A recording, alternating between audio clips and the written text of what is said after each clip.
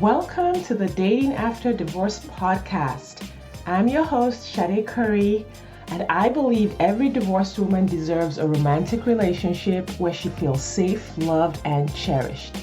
You can create the most amazing life after divorce, and I will teach you how.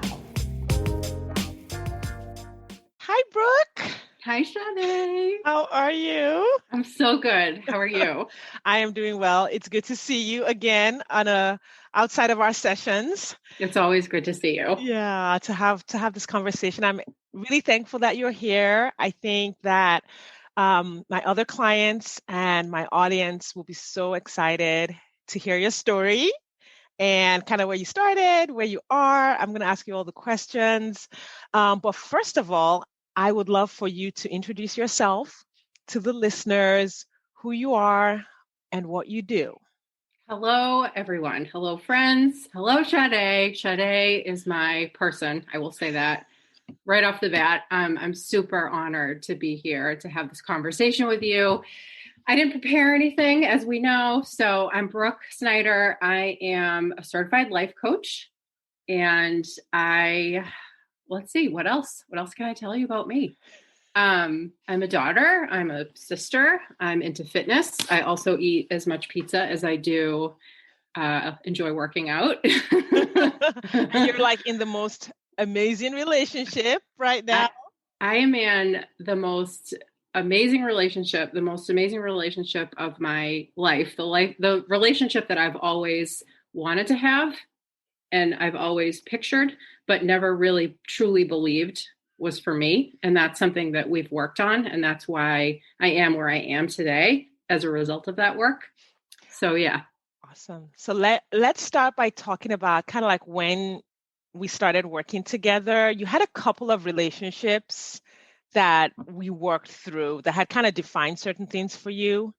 And I mean, you don't have to tell the whole story, but just kind of give us an idea of what you were experiencing in your relationships before we started working together last year. Absolutely. Yeah. I think I had identified after all these years of doing all this coaching on myself and therapy and reflecting and I did a lot of work, but the patterns that I just kept creating were based on overworking and working harder to have the relationship that it almost like didn't match the reality or it almost didn't, how do I say it? It was kind of like I would work hard. I'm such a hard worker by nature, and that's been with me since I was a kid, was I will find a way to make it work. I will find a way to make it fit. And it didn't matter at my own expense. Mm-hmm. And so I wanted to always be in a relationship. I'm a sharer by nature. I'm the oldest of three, and I love love. And that's just something that I've always really been drawn to have. But at the same time, I didn't know how to create that for myself. I always was looking outside of me. I was always looking to the guy or to the relationship to feel whole, to feel worthy, to feel lovable. And it would depend on whether or not they would show me that love back. That would make me, that in my mind, I thought, well, it must mean that I've somehow made it, or that I'm accepted, or that I'm acceptable because someone else has chosen me to love. Right. And what's interesting was that in those relationships, you were working super hard and you are such a loving person. Like, I have not met a lot of people who are more expressive in their love. Like when you love hard, like you don't hold back, you express it, you say it, and I've learned so much from you in that way. But with you being such a loving person, the guys were always these guys who were like on the other extreme. Yeah. I would attract, this is who I would go for. Well, what I watched, I modeled, and I love my parents and they did the best. Every parent does the best that they can, and parents are human. At the same time, I wanted to create, or what I was doing was I was creating the kind of dynamic that I watched growing up. And so, these emotionally unavailable men who were slightly workaholic, who didn't know how to emotionally connect, who were there physically, but in terms of actually having that emotional connection of depth and substance. The other thing that I worked really hard on was, for me, like I was always overworking. So I would always try to show the person like, oh, well, if I do this for you, or if I love you this way, then maybe you'll love me back. And it never really worked, ever. It was never well received, which made me feel like there was something wrong with me and that there was something wrong with the way that I loved. So that was a battle that I had, a mental battle that I had to overcome, in the sense that really just accepting myself as is, and also being willing to almost like question the effort. I mean, I spent time on this effort and ease, what it felt like to be around, family members and friends, where it just felt really easy. It felt like there was flow. It felt like there was reciprocity, and it wasn't just me overworking and having to kind of like push people or drag people or, tell people like, well, I'm over here. And what about this? And like, pick me, like the Meredith Grey example of like, choose me, pick me, love me. Yes. And I remember there were some examples that we talked about where you would say, I love you to someone, or you would express wanting to make a relationship like more public, or, just you would be expressing love to this person, and their response would almost be like, what's wrong with you? Yeah. Yep. Yeah. In my marriage, my ex-husband, he had it set up on Facebook where, on one hand, to our friends and family, it looked like he was married, but to the world, he looked single, and he was working in radio at the time. So he had kind of like this double personality, if you will. Like he wasn't a consistent married man throughout his entire, both professionally and personally. And so the hurt and the just the total confusion and kind of like, how could you do that? Like, I am the same person as I am online as I am offline. Mm-hmm. I talk how I type. Any video I make, it comes right from my head, like what I'm feeling in the moment, I say it. And that's something that, even though I've been strong enough to tell people how I feel, because it's just like, I cannot not be me. That's something that's always been there. At the same time, the way it was received was never positive. It was never met with, it didn't. And the thing is about, even though I was expressive at the time, and I do at the time feel like I felt what I was feeling, it felt real to me. But if I was really brutally honest with myself, I wasn't as happy or as connected or liking what I was experiencing.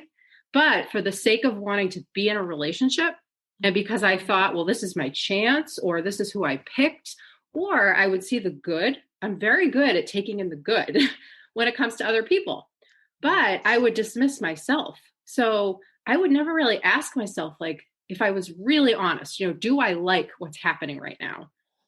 Do I like how I feel? Do I like how I'm treated? Do I like certain things? And the answer almost always would be no. But I was too afraid to, because I really think I didn't truly believe that I could have really what I wanted. Yes. And that brings us to our first session. Yeah. Oh my gosh. I was like, we have to talk about that first session, because you did come not believing that what you really wanted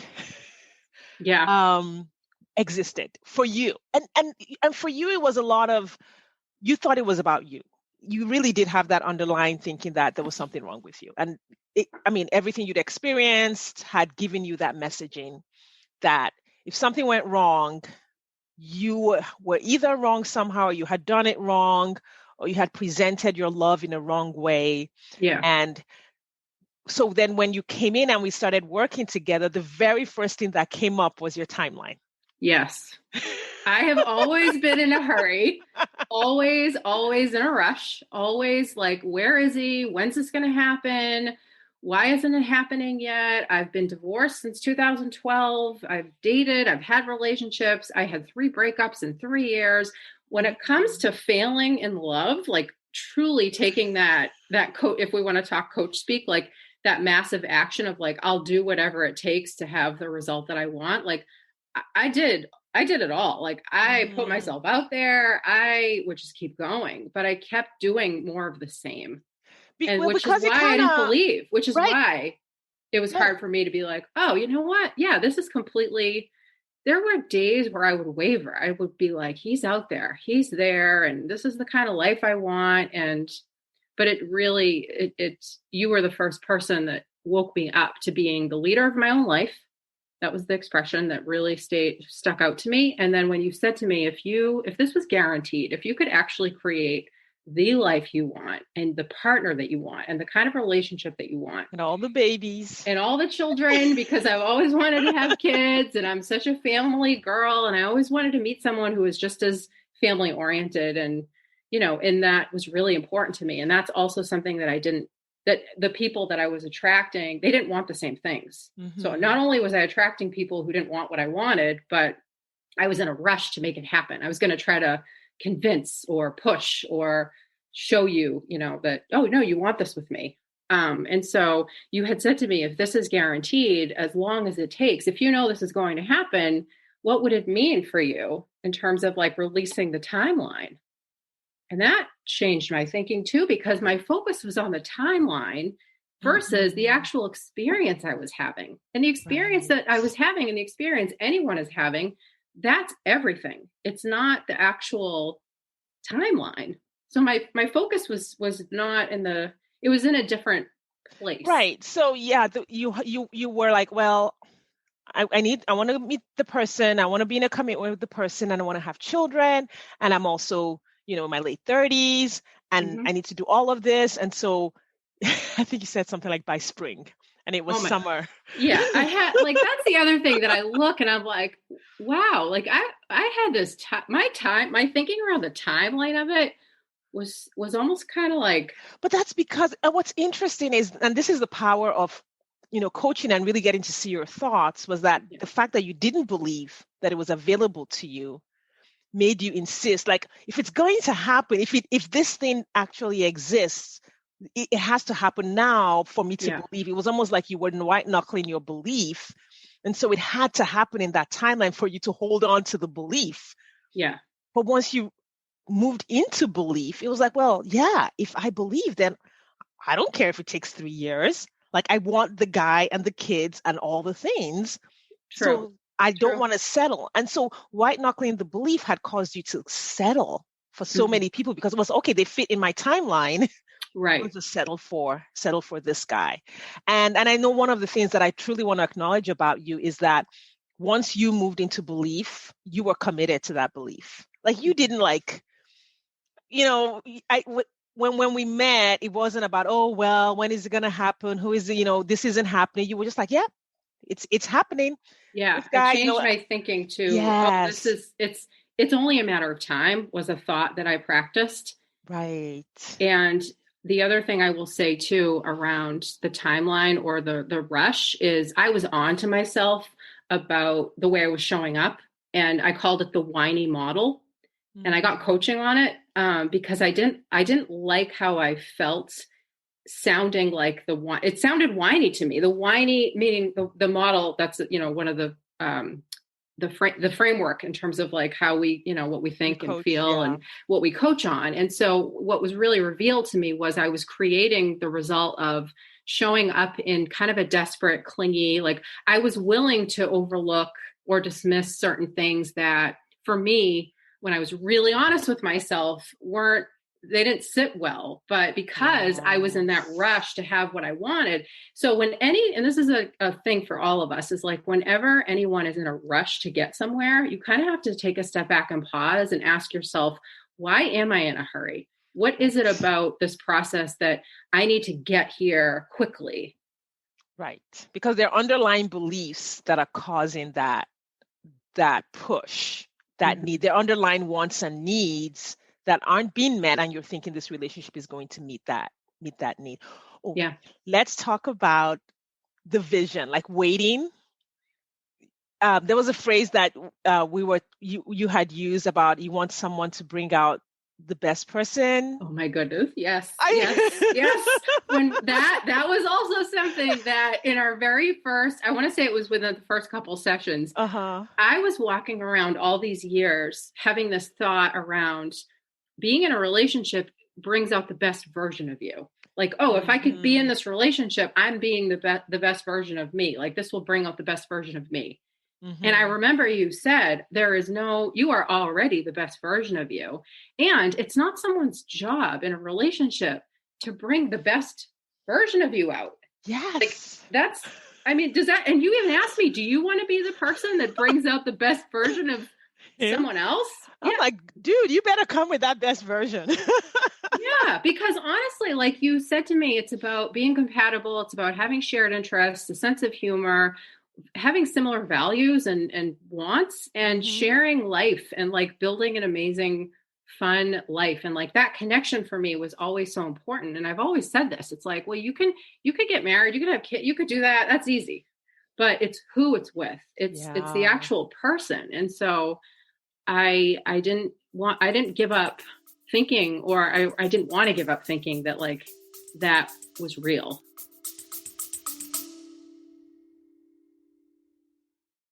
Do you wonder exactly how divorced women just like you are meeting eligible men who want a real relationship and a commitment?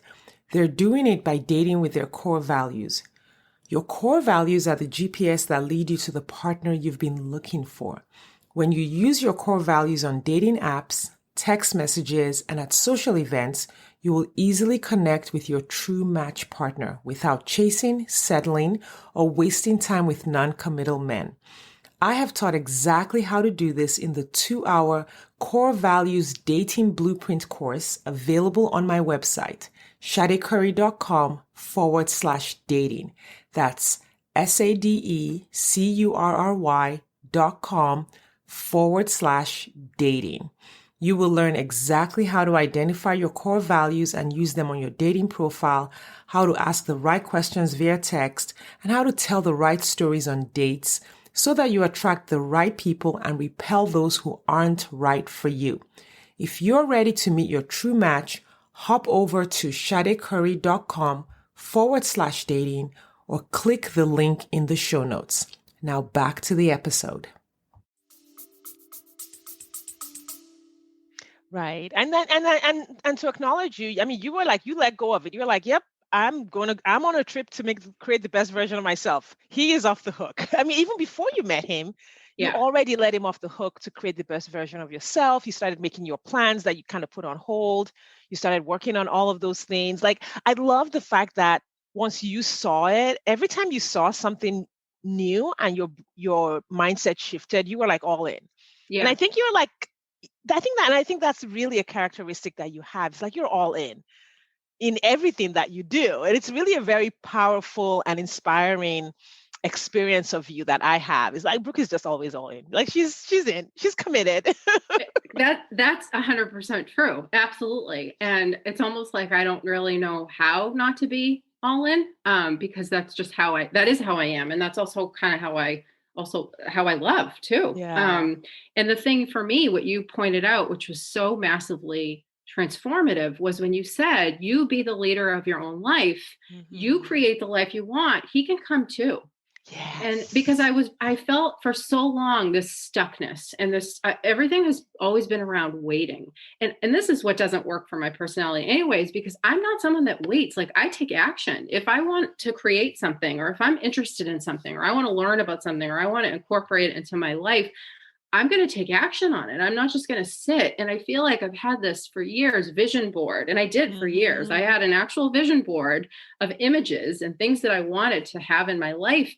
And I got to a point where I was like, why is it that I'm sitting here looking at these images and just feeling so stuck and feeling somewhat both hopeful and hopeless? It was just, It was a hamster wheel of waiting. And when you said, and also knowing that in my career and in my health, other areas of my life that I value, I would create opportunities. I would go for things. And I have created so much success. But when it came to love and dating and finding my person, it was not the same experience, obviously, as a result of the way I was relating to it, what I was believing to be true.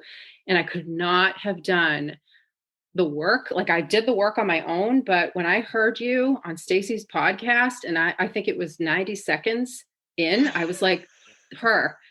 That's her. That's my coach. That's my person. That's who I need to work with. That's who's going to help me.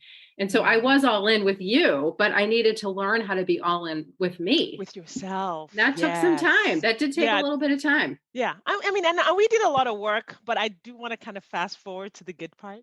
Yeah, sure. Happy to talk about the good part. Like we could go through all the concepts and and we had so many great conversations. So how did you meet Mr. Wonderful? Yeah. Yep. So this is what's so fun for me. I'll give you like a little bit of backstory. I had dated someone for a couple months who you know about, and there were some things about that relationship that were obviously not a match. That relationship ended, which I'm glad that it did.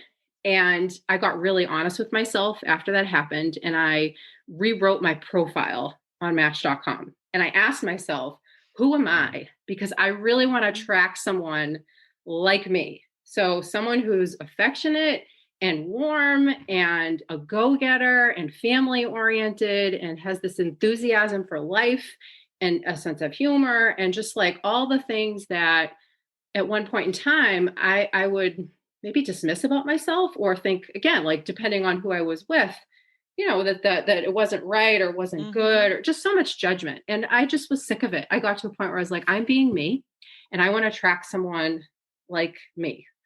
And I remember going on a coffee date and I ended the date early because there were just a couple of things that I didn't like right away. And that's something that I was always good at was my gut instinct was always right, but I didn't fully trust it. Yeah. And so I remember when this person said to me, oh, do you want to take a walk? I was like, no, you know what? Have a great day. Like, I'm going to go see what my family's doing. Thank you so much. Have a great day. And it felt really freeing to have my own back as opposed to trying to make something fit that clearly just didn't fit. So I will never forget. I went to Cafe Nero to get back online and rewrite my profile. And I was swiping and I was talking to people and matching and unmatching. And who do I see but this person that I grew up with? And it was in the same week that he actually sent me a Facebook friend request.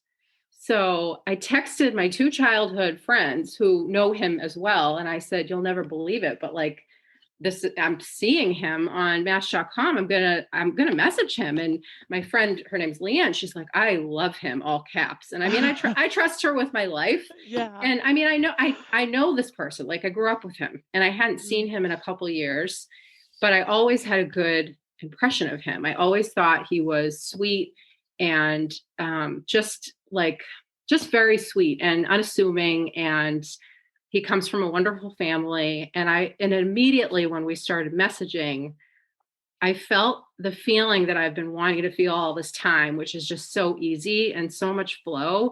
And I remember messaging with him and being hysterical. And I always said that to you. I said, I want to feel like completely lit up. I want to feel like you said belly laughs. Belly laughs. Belly laughs. I want to laugh with my whole body because when I'm with me, I have a great time. I laugh a lot. And I wanted that in a person. And he makes me laugh like nobody else. And it's just, I am so incredibly grateful because for me, this is what's so cool. I have been looking for me this whole time. Like I'm going to be 40 years old in February. And I have been looking for me this entire time, like to feel at home with me, to love me, to be at ease with me, to feel safe with me, to feel like I can support myself and just a lot of things that I was looking for through the relationship at the time or through who I was with.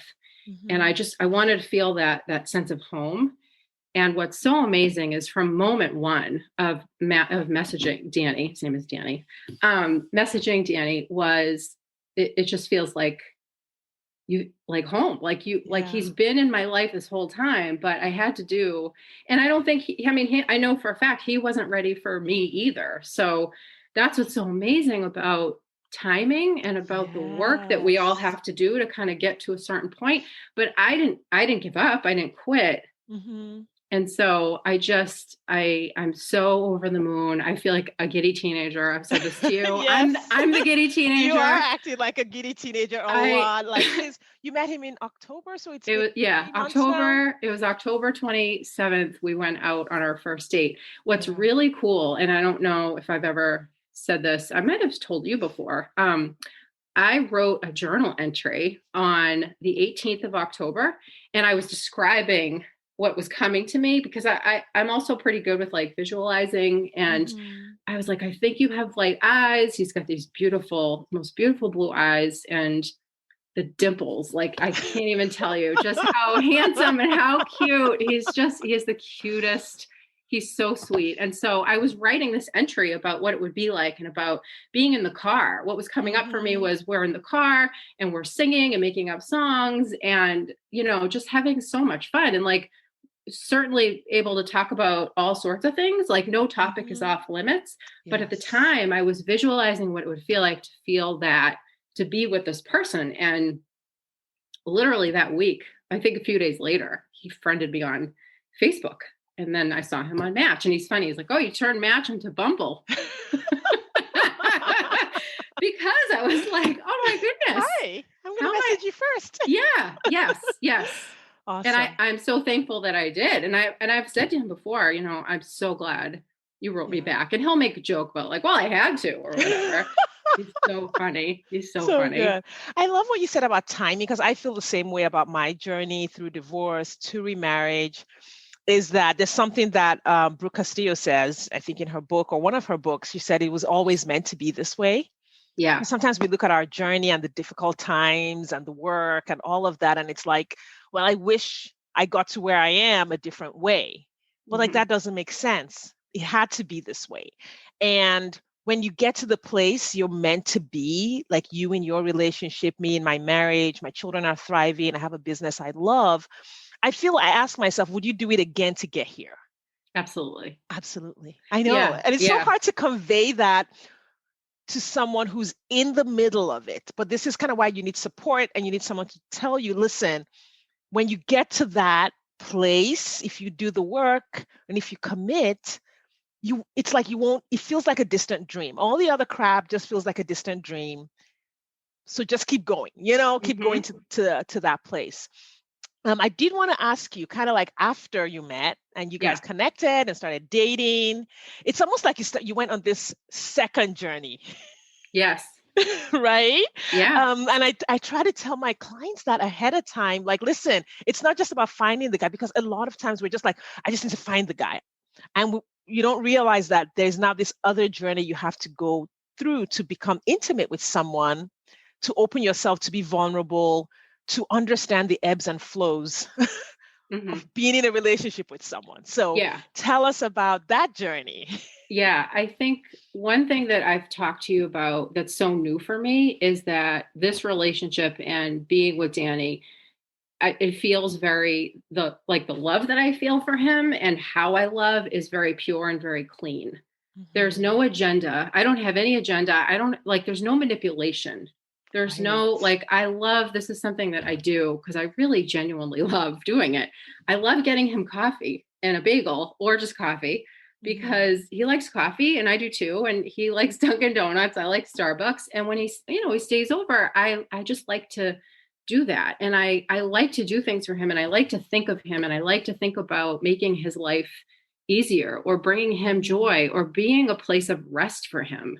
Because I just I created that for me, and it's something that just feels so good to do. And not only that, but to just learn how to be present and in doing nothing at the same time, hanging, just being together. So I had to not overwork.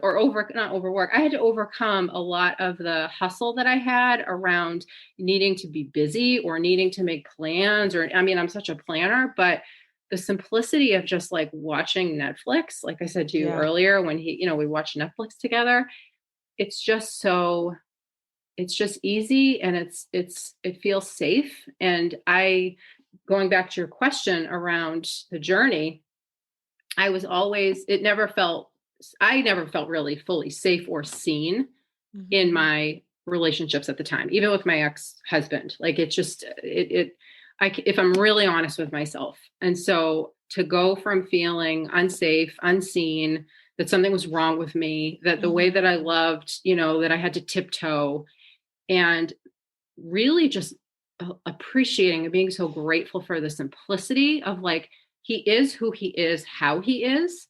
Yes. And what's funny about it, and I think I told you this too, is that, I'm not that I'm anal, but like, I like to put things away. I like to fold laundry, whatever, like, that's kind of how I am. I make my bed, whatever. Yeah. I'm not getting a trophy. And there's nothing wrong with the fact that like, he's got laundry. He's got, piles of clothes, whatever. Right. I'm sure he would be thrilled if I, knowing that I'm sharing this, but I find it very endearing. And I just like to be able to look at someone and to really, truly accept them and love them for all that they are, for who they are, just as they are. Yes. And I the enjoyment is just through the roof because, and yeah, we don't live together yet, but even still, like, I just think that, to me, like I've waited my whole life. I've said this to you. I've waited my whole life to look at piles of clothes like that, right. And so to me, I'm beyond happy and thrilled that like you get to be right. you, and I'm going to just be there to enjoy you and to love you and to be a source of lightness and ease and support. And like, that's the other thing too, that is so new for me in my relationship, is being someone that's an entrepreneur and who went all in on teaching and coaching. And he is an entrepreneur, and he created, opened up a business in the middle of the pandemic, and in the food business too, not just any restaurant. Business. Sorry, a restaurant. What did I say? Open up a business. Yeah. Open up a restaurant in the middle of, COVID happening. And just the fact, like, we both are go-getters, but also our mentality of having that willingness to put the work in and just find a way to have that kind of like relentless pursuit of, well, we'll try this, we'll try that. And just being willing to kind of like, to know that I can dream with him. Like, that's so new for me, to be able to look at someone and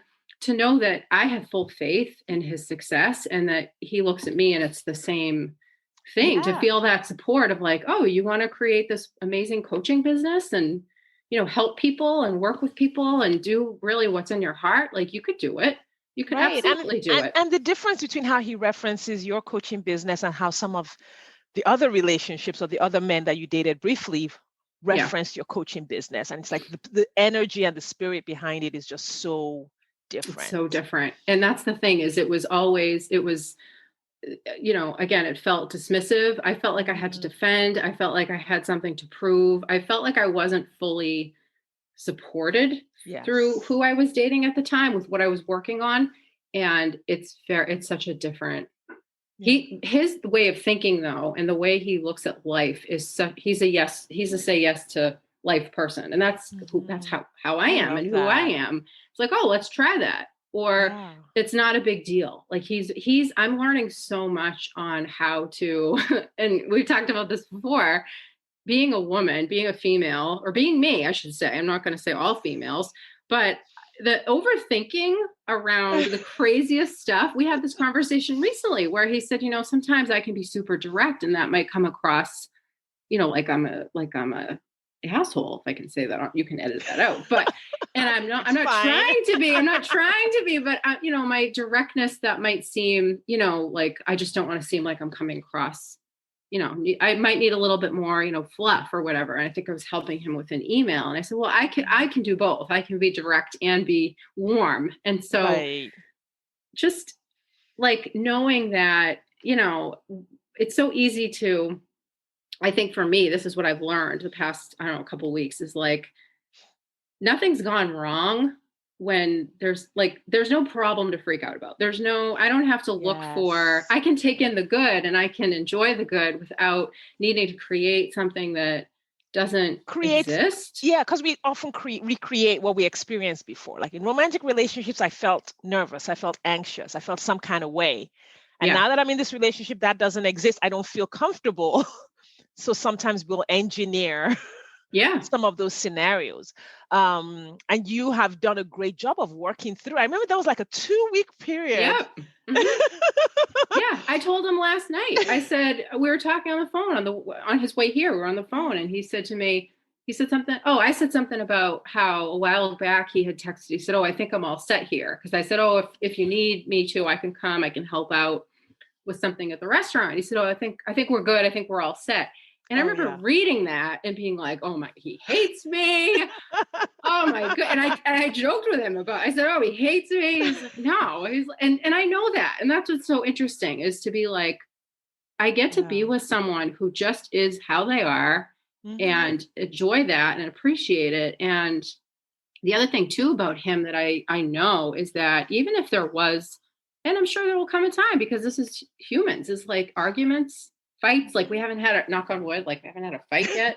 But when it happens, you know, when there's an argument or a misunderstanding, he's someone that will step up and deal with it. And that's something for me that I've always, I think for me, like I've wanted to be like that. And I've said I've been like that, but in romantic relationships, I would not necessarily do it right away because the fear of them going away, even though it wasn't good, I still struggled to voice what was going on for me. Right. And I wrote that down to bring that up, is that you really learn to be brave in this relationship. Like, we talk about brave things. We make lists of brave things that you need to do every week. And we identified your wants and needs and your requests in the relationship that you want to make. And you take it and you turn it into your own, you take the concept, you do it your own way, which is totally amazing. You know, because it's not, I think sometimes people want their coach to like, okay, tell me 10 steps to do this and exactly what to say. And sometimes I will give that, but you've always stepped up in that maturity, like, okay, I get it. I need to be brave. I need to ask for what I want. And now I'm going to go home and I'm going to kind of figure out what's true to me and how to authentically ask for what I want, or, you know, create the scenario that I want. So yes, you've done, and I'm so proud of you because you've done it, especially in the last month.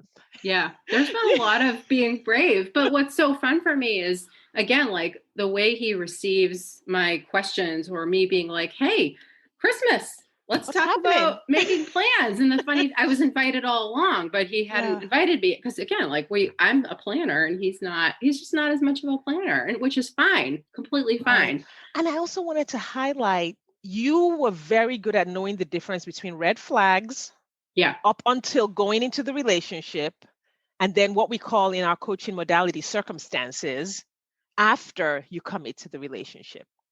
So often women on the beginning side of the relationship will see red flags and try to treat them like circumstances. Like, oh, this is something I should just deal with, while the guy is basically tearing you down. You try to work around it or try to love him anyway, or you try to build something around that. It's like, no, that's a red flag. You say no, but once you identify the red flags or the absence of red flags or problems and you find the person, now you start to say, okay, he has piles of laundry.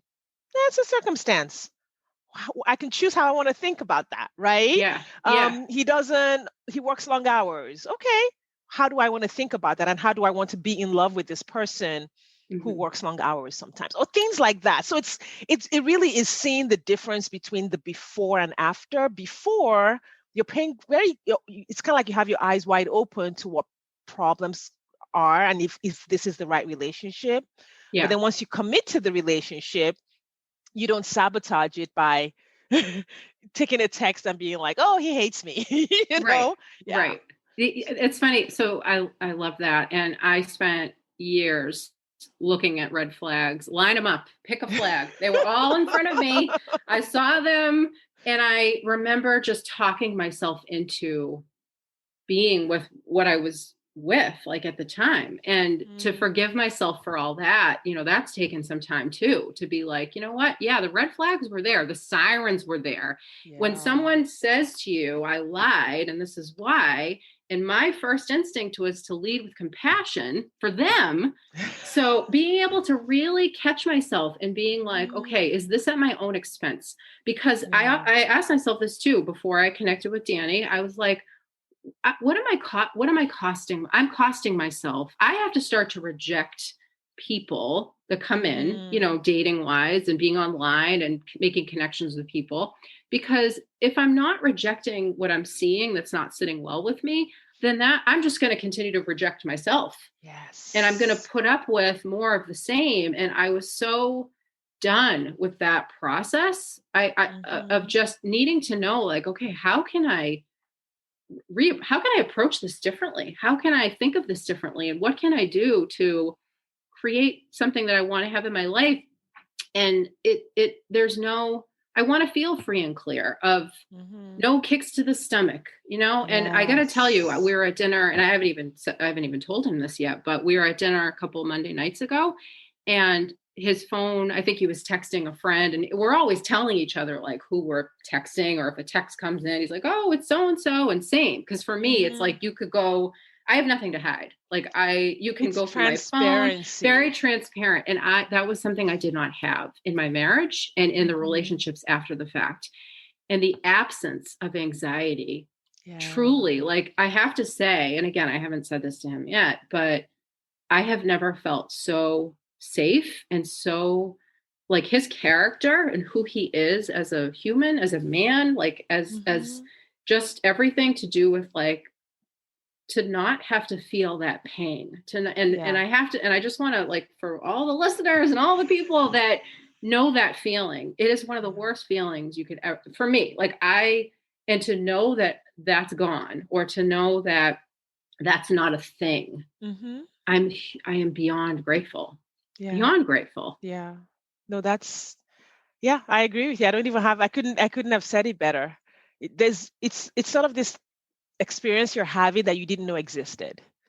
I saw it in my family. I saw it with my brother-in-law and my sister, who have always been the example to me of friendship and what it means to be respectful in a relationship. And that my brother-in-law will carry himself the same way he does when he's with my sister and when he's without my sister. And I've said that for years. And and same with my brother and his girlfriend. My brother is the same person. And I was like, I always wanted that. And I remember going to therapy and talking about it and looking at other couples. And again, it came down to other people having that and not really fully believing. So you can want something, but to want something and then believe that it's possible for you are two different things. Yeah. And you parlayed your family relationships, the people who did have it, into belief that you could have it. You helped me do that, because for years I walked around envying all these other, being equally envious and equally inspired by all these other couples that seem to have it together, or that seem to have love, or to seem to feel that happiness or that joy. And I always was like, I want that too. And I think what I was making it mean was that it just wasn't possible for me, that it was easier for others to have it. And so when you said to me, if your whole family, including my own mother, who had to do a lot of work, who did the work for herself and is in a wonderful, healthy relationship with a man who is everything and more, she was like, I didn't even know nurturing existed. The quality of nurturing in a man existed. And now that I'm with Danny, like I feel that too. And I see that the way he is, as much as he's a guy's guy, like he's a nurturing, very sweet, sensitive guy. And so to know that my whole family, you said to me, if your whole family has that, you can have that too, versus they have that, I don't. It's a flip. It's just right. It's just reframing it so that it could fuel your belief. And we said that it's basically genetic in your family. That's what you told me. It basically is genetic. You're gonna have it. Yeah. And the other thing too is I also watched my brother-in-law Sam and my sister Erica. They've been together for, I think, like, I want to say 10 years. It's been a while. They were friends for a long time before they started dating, and they're married and all that. And so, but what's fun is I've watched how they talk to each other, and I watch the way that oftentimes they joke around, and there's just it's like being best friends. Yeah. It's having that just super fun relationship. And I watched it. And again, I spent time being inspired by it, but also thinking like, I so would love that. And from moment one of messaging with Danny, that's what it's been. And what's so fun for me is he gets my humor. I get his humor, even down to the craziest stuff that, like, my word association, like I'll associate, I'll just say something weird and like he gets it. And like that's the and you thing start too having all these inside jokes. Yeah. And he just makes me laugh just by, I mean, he's the funniest. He's just the funniest. But to know that like my sense of humor and like, because that's the thing, people that I was with, I remember one guy was like, you're kind of weird, or that's weird. And so when you want to be yourself, and again, when it's received well, when it's met with openness and kindness, and it's just easy, and you feel it like I'm tripping over my words, because that's a level of communication and ease and joy that I've never felt until now. Until being with him. And he's been in my life this entire time. I just didn't. Right. That's what's amazing to me. I keep telling people, I'm like, listen, once you're able to shift on the inside to see the person, they're like there the whole time. I'm sorry, I don't mean to hijack you for just 1 minute here, but do it. The first time I left my ex-husband, and I was like, I'm done, I'm leaving, was the year my now husband got divorced. Amazing. Isn't that crazy? Yeah. But I went back. I believe it. But I went back and I stayed with my ex for, I don't know, 3 or 4 more years after that before finally getting divorced. Now, second catch. When I left the second time and was done and we got divorced, all of that, I moved into a condo. My friend was a real estate agent, so she gave me one of her properties to stay in. It was less than 10 minutes away from my now husband's home. Yeah. That's and I know we walk around like there are no good guys. There are no good guys. He's already there. He was already always there. We just had to move ourselves into the position mentally, emotionally, spiritually, the whole thing. We had to go through that transformation process to put ourselves in line for that miracle. I was telling a lady this morning, I was like, you have to have a process and you do the work of the process and then the miracle happens. And I can't explain to you how the miracle happens, but if you work the process, literally you get to that point and the door just opens. That was something. Well, first of all, I love the fact that you are like, that you went through what you went through. And I've said this before, like, had you not gone through what you went through and created what you created, I mean, you've changed my entire life. Together, we've changed it. And I've said this to you before, where you're my person.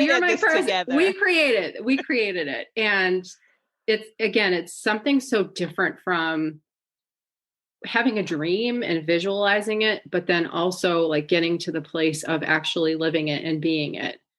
And for so long, like when you had said to me that you met your husband and you're like, well, he's not here. Like, he's not, like, I'm never gonna in Missouri or like where, and but when you said like, oh, he's out there, that was also something that I opened up to believing more and more. But when I would go out on these dates before we started coaching, it was very difficult for me to stay in that belief because I just on my own, I kept creating more of the same. Yeah. And so I was using that as a reason to not believe, but to just continue to believe what I was believing to be true, which was, well, this isn't going to happen. And and I remember saying like, oh, I wish I cared less. I wish this was something that I didn't care as much about. Right. And so you start to harden your own heart. You're like wishing you didn't even want it. Yeah. But yet I couldn't, so sad, I couldn't give up on it. I couldn't give up on it. I'm so glad. So I do want to ask about your next step, because I know you are a life coach. Yes. And you're taking some steps now to circle back. Tell us what is happening. Yeah. So teaching and coaching, just like you, it's just in my bones. It's like a soul connection. And I was just journaling a little bit about this before our call in terms of, I've always been able to help other people see their own potential. And for me, it took me a long time to not only see my own potential and prove myself possible, but actually create the changes in my life that were most meaningful. So 2 things. 1, being in a meaningful, connected, loving relationship, that's always something I've wanted, but to create meaningful work in the world. And so for me, I'm entering back into becoming that coach every day that works with people, that coaches other, coaches people. And you have a little story because you said you have a no quit concept. Yeah. So that's, I lost my train of thought because I have so many thoughts. Yeah, exactly. I came up with no quit and I'm still working through it, but because I'm someone who struggled in school, who, I grew up with a learning disability and I was in the special education system and I had an IEP and I had tutors and I had a lot of different experts and teachers, psychologists label me and give me sort of this sort of prediction of whether or not I could pursue something or if I would be successful. And my work ethic ever since I was 9 was I will find a way to make this work. And so in love and in dating, it didn't really work well in that regard. But when it comes to, creating this other result of like just being willing to try and no matter what, no matter how long it takes, no matter how hard it gets, to just never give up and to even down to, all the attempts that I've had with certain things and failing tests or not finishing something and then coming back to it, but just having that relentless pursuit of not giving up. And so, and I know you've created like amazing results at work, in like, you want to share some of that? Yeah. I mean, you don't have to go into details, no, but that's okay. Yeah.